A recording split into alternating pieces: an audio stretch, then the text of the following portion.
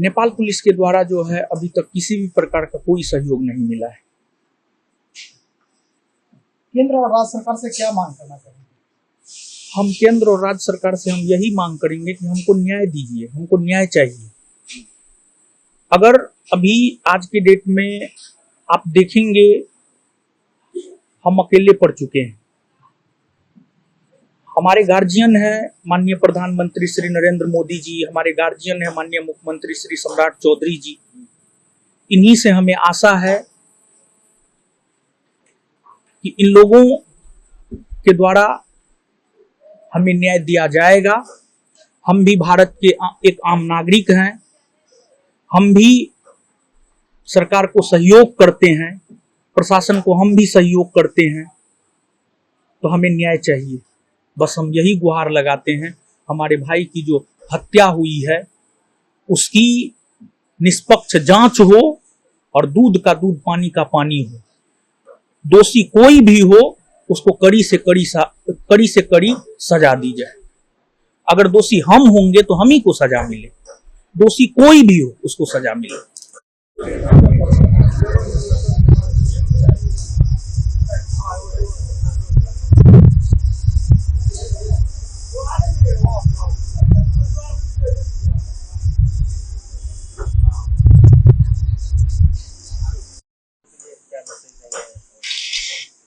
आज हमारा भाई तो नहीं रहा, आज श्रद्धांजलि सभा हमने रखा है, तो हम पूरे पटना से लेकर के दिल्ली तक पूरे भारतवर्ष के शिक्षकों से और छात्रों से विनम्रता पूर्वक निवेदन करते हैं कि आप इस श्रद्धांजलि सभा में आइए।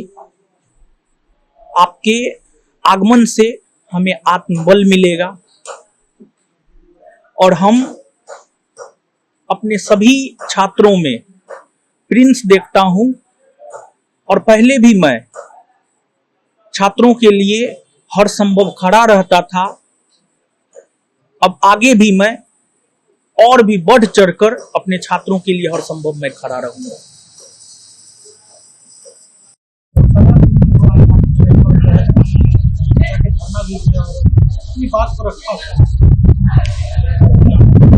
देखिए, प्रशासनिक तंत्र जो है ना, एक प्रकार से देखा जाए ऊपर से लेकर नीचे तक जो है लोग मैनेज हैं। आप प्रथम दिन की कार्रवाई से लेकर के अभी तक अगर आप देखेंगे तो प्रथम दिन 2 जून की घटना है, रात में 10 बजे की घटना है, 12 बजे के आसपास FIR होता है और 4 घंटा के भीतर जो है हमको अरेस्ट करके जेल में डाल दिया जाता है, लेकिन वो भी झूठा केस में।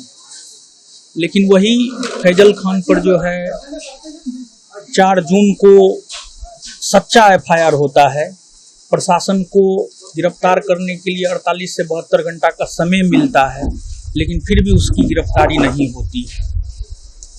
पहली बात ये हो गई। फिर दूसरी बात, जब हमारी गिरफ्तारी हुई थी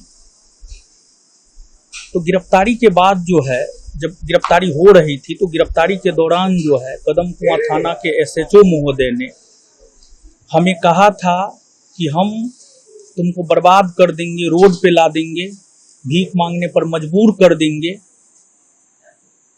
और लगभग कदमकुआं थाना के SHO महोदय इसमें कामयाब हो गए हैं। ठीक है, हमें सिस्टम से न्याय की उम्मीद है, लेकिन अगर सिस्टम न्याय नहीं करता है तो ऊपर वाले से हमें उम्मीद है, अगर कोई न्याय नहीं करेगा, ऊपर वाले ईश्वर प्रकृति हमारे साथ न्याय जरूर करेगा। तो प्रथम दिन से लेकर के अभी तक अगर प्रशासन की हम बात करें तो प्रशासन जो है दोहरी नीति अपना रही है और हमारा FIR नहीं लिखा गया। और हम आपके माध्यम से प्रशासन तक यह बात पहुंचाना चाहते हैं कि आपने हमारे साथ तो क्या किया है वो आपका आत्मा बोलता होगा। आप सबसे झूठ बोल सकते हैं, लेकिन आप अपने आप से झूठ नहीं बोल सकते हैं। आपने हमारे साथ कितना दुर्व्यवहार किया है प्रथम दिन से लेकर के आज तक, वो आपको पता है। लेकिन हम यही कहेंगे कि हमारा जो एफआईआर नहीं लिया गया है उसको एक्सेप्ट किया जाए और हमारे एफआईआर की बातों को जो है कल यानी 25 जून को जो सुनवाई है हमारे एफआईआर की बातों को जो है उसमें शामिल किया जाए। हम आपके माध्यम से जो है यह प्रशासन को कहना चाहते हैं, देखिए पुलिस रक्षक होता है लेकिन आज की डेट में पुलिस भक्षक हो गया है। एक एग्जाम्पल है आरा का भरत तिवारी हत्याकांड। जब भरत तिवारी ने सरेंडर कर दिया तो फिर उनका इनकाउंटर क्यों किया गया? ये कौन तरीका है प्रशासन के काम करने का? प्रशासन को वेतन कहां से मिलता है? आम जनता जो टैक्स का पैसा देता है ना, उस टैक्स के पैसा से जो है प्रशासन को वेतन मिलता है। आप जनता के रक्षक हैं, आप जनता के भक्षक नहीं हैं। आपने जिस प्रकार का कार्य मेरे साथ किया है, जिस प्रकार का कृत्य मेरे साथ किया है, आपके गलत कार्रवाई के वजह से आज हमारा भाई हमारे साथ नहीं है। अगर आप गलत कार्रवाई नहीं करते, अगर झूठी केस में हमारी गिरफ्तारी नहीं होती तो आज हमारा भाई हमारे साथ होता। और भरत तिवारी केस में भी आप देखिए, जब सरेंडर कर दिया गया है तो किस बात का जो है आपको इनकाउंटर किया गया है? तो प्रशासन को समझने की जरूरत है, सही तहकीकात की जरूरत है और लोगों को आपसे न्याय की उम्मीद होती है। लेकिन आप पता नहीं किसके इशारे पर क्या कर रहे हैं, लेकिन फिर भी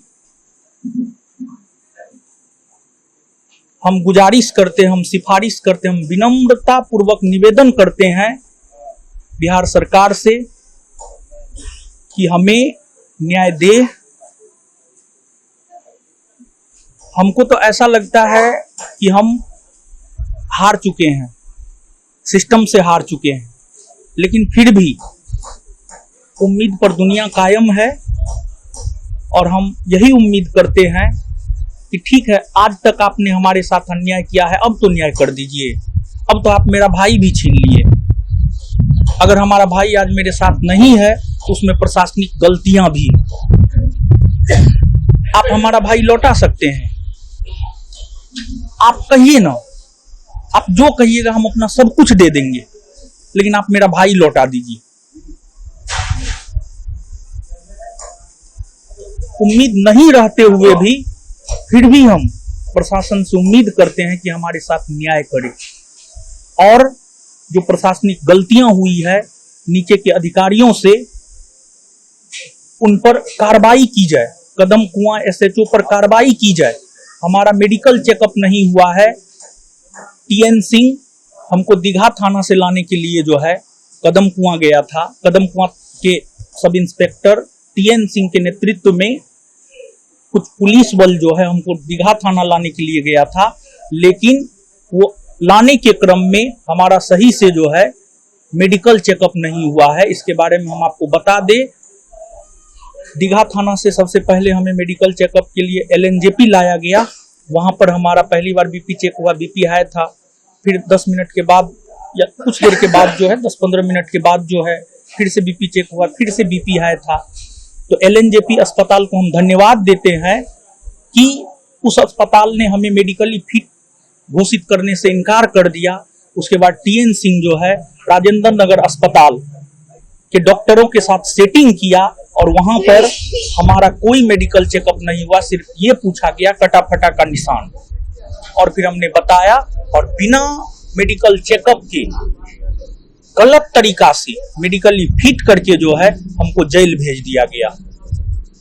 देखिए, हर क्षेत्र में, मेडिकल क्षेत्र में भी, प्रशासनिक क्षेत्र में भी कुछ अच्छे लोग भी होते हैं, कुछ गलत भी लोग होते हैं।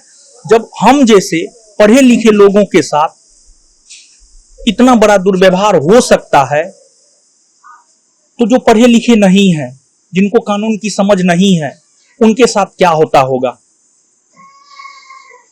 तो प्रशासनिक गलतियां भी हुई है इस चीज को एक्सेप्ट करके जो है कार्रवाई होना चाहिए, यह भी हमारी मांग है और हमें न्याय चाहिए। पोस्टमार्टम रिपोर्ट में अभी कुछ भी क्लियर नहीं है। एक दूसरा रिपोर्ट आता है, उसके बाद जो है कुछ भी क्लियर होगा।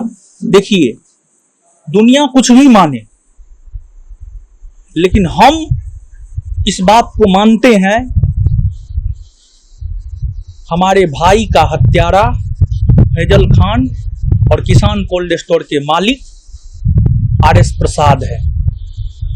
क्योंकि इन लोगों के द्वारा ही मीडिया में गलत बयानबाजी करके हमारे ऊपर झूठा केस, हमारे भाई के ऊपर झूठा केस करवाया गया, हमारी अरेस्टिंग हुई, हमारा भाई कुछ भी समझ नहीं पाया, वो आनन फानन में इधर उधर भागा और हमें जमानत नहीं मिल रहा था, जिस वजह से भी वो काफी परेशान चल रहा था। तो घटना का कनेक्शन कहीं ना कहीं 2 जून रात 10 बजे की घटना से है। हमारी भाई की जो हत्या हुई है उसका संबंध 2 जून की घटना से है। इसका जिम्मेदार फैजल खान और किसान कोल्ड स्टोर के मालिक आर.एस. प्रसाद है।